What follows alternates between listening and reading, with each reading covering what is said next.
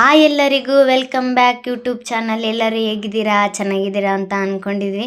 ಹಾಗೆ ಶಿವರಾತ್ರಿ ದಿನ ಸ್ಪೆಷಲ್ಲಾಗಿ ರಂಗೋಲಿ ಹಾಕಿ ಅಮ್ಮ ಉದ್ಕ ಮುದ್ದೆ ಮಾಡಿತ್ತಂತ ಊಟ ಮಾಡಿಕೊಂಡು ರೆಡಿಯಾಗಿ ಆನಂತರ ನಾಲ್ಕನೇಟಿಗೆ ಬಂದು ಹೊಸಗುಡ್ಡಕ್ಕೆ ಹೋಗಕ್ಕಂತೇಳಿ ಆಟೋಕ್ಕೋಸ್ಕರ ಕಾಯ್ದೀವಿ ಫ್ರೆಂಡ್. ಒಂದು ಆಟೋನೂ ಸಿಗಲಿಲ್ಲ. ಅಮ್ಮ ಆಟೋ ಕರ್ಕೊಂಬರ್ತೀನಂತ ಹೋಗಿದ್ರು.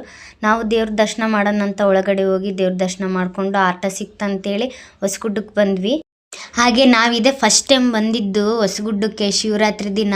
ನನಗಂತೂ ನೋಡಿ ತುಂಬಾ ಖುಷಿ ಆಗ್ಬಿಡ್ತು. ಎಷ್ಟು ಚೆನ್ನಾಗಿ ಲೈಟ್ ಅರೇಂಜ್ಮೆಂಟು ಎಲ್ಲ ಮಾಡಿದರು.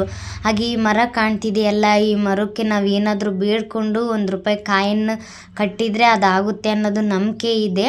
ಹಾಗೆ ಶಿವಯ್ಯ, ಬಸವಣ್ಣ, ಹಾಗೆ ನೋಡ್ರಿ ನನ್ನ ಚಿಕ್ಕ ಮಗ ಯಾವ ಥರ ಜಾರ್ತಿದ್ದಾನಂದರೆ ಬಿಟ್ಟರೆ ಸಾಕಂಗೆ ಜೀ ಅನ್ನಂಗೆ ಹೋಗೋನು ಸುಮ್ಮನೆ. ನನ್ನ ದೊಡ್ಡ ಮಗನೂ ಆಟ ಆಡ್ತಿದ್ದ. ಜಾರಕಿ ಬಂಡಿ ಅಂದರೆ ತುಂಬಾ ಇಷ್ಟ ಅವರಿಗೆ. ಹಾಗೆ ಎಲ್ಲರೂ ಬಂದರು, ಊರಿಂದ ಸಾಮಾನು ಇಳಿಸ್ಕೊತಾ ಇದ್ರು. ನಾವು ಊಟ ಮಾಡೋಣ ಅಂತೇಳಿ. ಹೌದು ಫ್ರೆಂಡ್ಸ್, ಬಂದಿರೋ ಭಕ್ತಾದಿಗಳಿಗೋಸ್ಕರ ಅಂತಲೇ ಪಲಾವ್ ಮಾಡಿದರು ನೈಟ್ ಹೊತ್ತು. ಹಾಗೆ ಬೆಳಿಗ್ಗೆನೂ ಮಾಡಿದರು ಅನ್ನ, ಸಾಂಬಾರು, ಪಾಯಸ ಅವೆಲ್ಲ. ಹಾಗೆ ನೋಡಿ ಎಷ್ಟು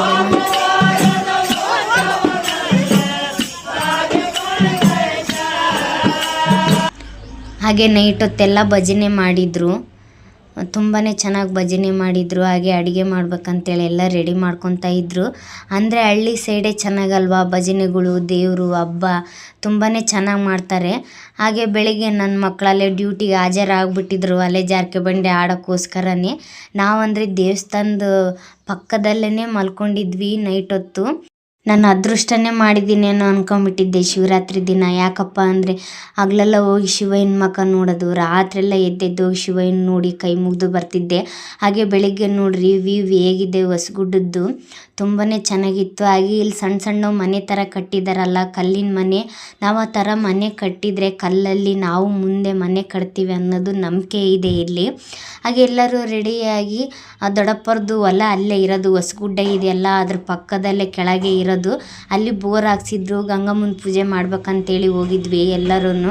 ಹಾಗೆ ಎಲ್ಲರೂ ಅವರು ಹೊಸಗುಡ್ಡಕ್ಕೆ ಹೋದ್ರು. ನಾನು, ಅಮ್ಮ, ಅಣ್ಣ ಮಾತ್ರ ಹೊಲ ನೋಡ್ಕೊಂಬರೋದ ಅಂತೇಳಿ ಹೊಲದ ಕಡೆಗೆ ಹೋದ್ವಿ.